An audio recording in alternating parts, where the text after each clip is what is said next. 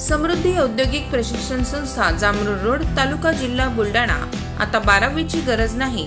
10वी पास विद्यार्थी 2 वार्षिक ITI केल्यानंतर 12वीच्या समकक्ष मानल्या जाईल। ट्रेडर्स, इलेक्ट्रिशियन, फिटर, वेल्डर प्रवेश देणे सुरू। मुलींसाठी फी मध्ये विशेष सवलत। संपर्क 98 Mother Teresa school of nursing Buldhana. GNM साठी प्रवेश देणे सुरू। पात्रता 12वी उत्तीर्ण। शिष्यवृत्ती उपलब्ध।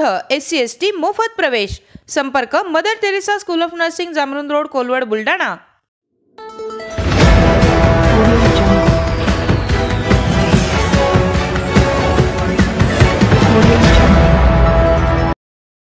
विविध मागण्यांसाठी शासकीय नर्सिंग शिक्षकांचे काम बंद आंदोलन। मागण्या मंजूर न झाल्यास 18 जुलैपासून बेमुदत काम बंदचा इशारा। शासकीय नर्सिंग शिक्षकांनी आपल्या विविध प्रलंबित मागण्यांसाठी 15 जुलैपासून आंदोलनाचा हत्यार उपसलाय। त्या अनुषंगाने संपूर्ण कर्मचाऱ्यांकडून काम बंद ठेवण्यात आला, तर मागण्या मंजूर न झाल्यास 18 जुलैपासून बेमुदत काम बंद करण्याचा इशारा या शिक्षकांनी दिला।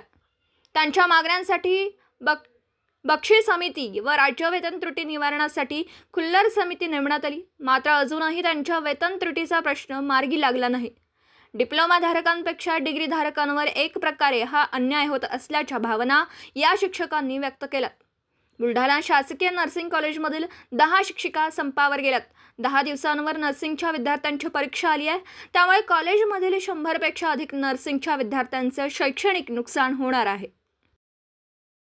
रोजी आम्ही association of nursing teachers in Maharashtra या संघटने अंतर्गत सर्व महाराष्ट्रातील महाविद्यालयातील सर्व नर्सिंग टीचर्स हा एका दिवसीय काम बंद आंदोलन आज करत आहोत।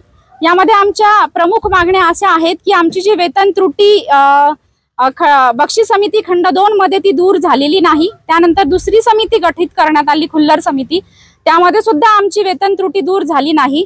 तर यामध्ये आमच्या या शैक्षणिक अर्हतेचं खच्चीकरण यामध्ये झालेलं आहे। आमच्यावर अन्याय या ठिकाणी झालेला आहे।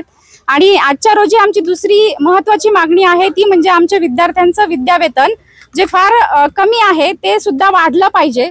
विद्यार्थ्यांच्या विद्यावेतनाची वाढ व्हावी ही दुसरी महत्त्वाची आमची मागणी आहे। आणि यापूर्वी आम्ही 15 आणि 16 जुलै रोजी आझाद मैदान मुंबई येथे आंदोलन केलं, त्याला आम्हाला प्रतिसाद मिळाला नाही, म्हणून आज आम्ही एक दिवसीय काम बंद आंदोलन करत आहोत।